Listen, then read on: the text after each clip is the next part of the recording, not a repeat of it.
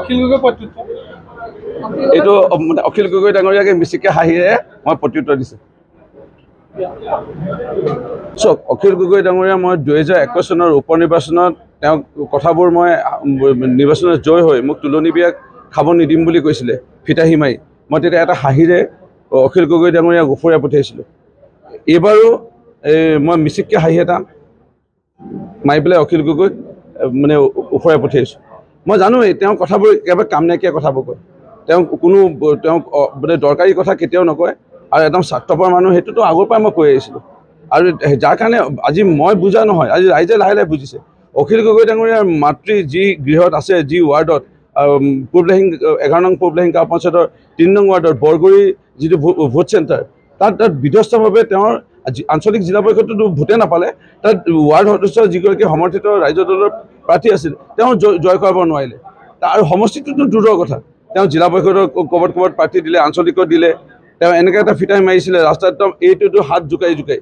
এইবোৰ মিয়া এলেকাত গৈ পেলাই হাত জোকাই কথা কৈ লাভ আছে ইয়াত বাৰু অসমীয়া মানুহৰ ওচৰত হাত জোকাই কথা কৈ একো লাভ নাই নহয় আমি হাত নোজোকাও নহয় আমি নমস্কাৰ দি কথা পাতোঁ তেওঁলোকে হাত জোকাই কথা পাতে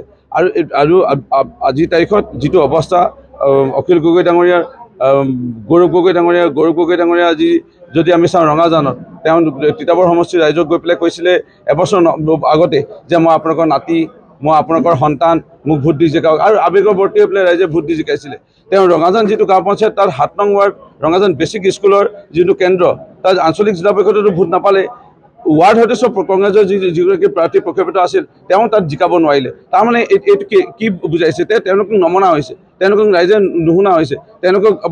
তেওঁলোকৰ প্ৰতি আস্থা বিশ্বাসটো ৰাইজে নোহাইছে ক'ৰ পৰা হ'ব আজি যদি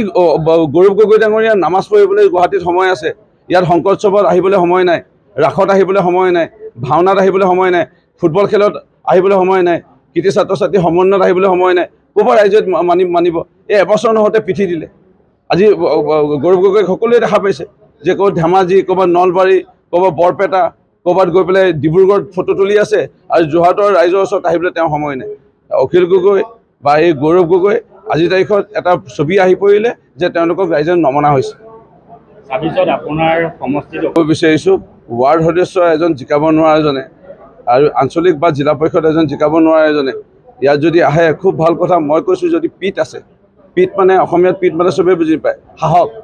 পিঠ বুলি কৈছোঁ অখিল গগৈ ডাঙৰীয়া যদি পিঠ আছে আহক ইলেকশ্যন খেলক মই ভাল পাম আৰু মই ইমান দিনে মাৰ্বল গুটি খেলি আছিলোঁ নে এনেকুৱাকৈ টাংগুটি খেলি আছিলোঁ 5 বাৰ MLA হৈ পেলাই কিনো কৰি আছিলোঁ ৰাস্তা বনালোঁ নাই ৰাইজক পানী দিলোঁ নাই বানপানী সময়ত ৰাইজৰ থিয় হৈছিলোঁ নাই ৰাইজৰ মাজত মই সুখে দুখে আছিলোঁ নাই ইমান দিনে মই বিভিন্ন নামঘৰ মন্দিৰ বনালোঁ নাই মই নাজানো মই পাহৰিলোঁ চাগে এইবোৰ বনালোঁ নাই প্ৰমাণ হ'ব তেওঁ যদি নিৰ্বাচনত আহে তেওঁৰ পক্ষত যদি ভোট দিয়ে তেনেহ'লে মই গম পাম যে মই ইমান দিনে মাৰ্বল গুটি টাংগুটি খেলি আছোঁ আৰু যদি মই জিকোঁ তেওঁতো ৰাজনীতিক কেৰিয়াৰ এতিয়া এনেই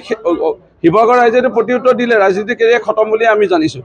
এতিয়া শিৱসাগৰত তেওঁ উঠিবলৈ স্থান নাই মইনীত ৱাৰ্ড মেম্বাৰ এটা জিকাব নোৱাৰিলে মইনীটো উঠিবলৈ সাহস নকৰে এতিয়াও যদি সময় আছে যদি পিঠ আছে এবছৰ ভিতৰত আহক ইলেকশ্যন খেলি ৰাখক জিলা পৰিষদ কেইখন খেলিছিল আঞ্চলিক পঞ্চায়ত কেইটা খেলিছিল আৰু ৱাৰ্ড সদস্যটো প্ৰায় খেলিছিল কিন্তু এটাও জিকাব নোৱাৰিলে কংগ্ৰেছ এটা দুটা ৱাৰ্ডত জিকিছে আৰু আঞ্চলিক জিলা পৰিষদটো এটাও নাই ৰাজ্য দলৰতো আঞ্চলিক জিলা পৰিষদ এটাও নাই আপুনি বিচৰা বাতৰি পাব কেৱল নিউজ 18 এপত নিউজ 18 এপ ডাউনলোড কৰিবলৈ স্ক্যান কৰক এই QR কোড গুগল প্লে ষ্টৰতো পাব এই নিউজ 18 এপ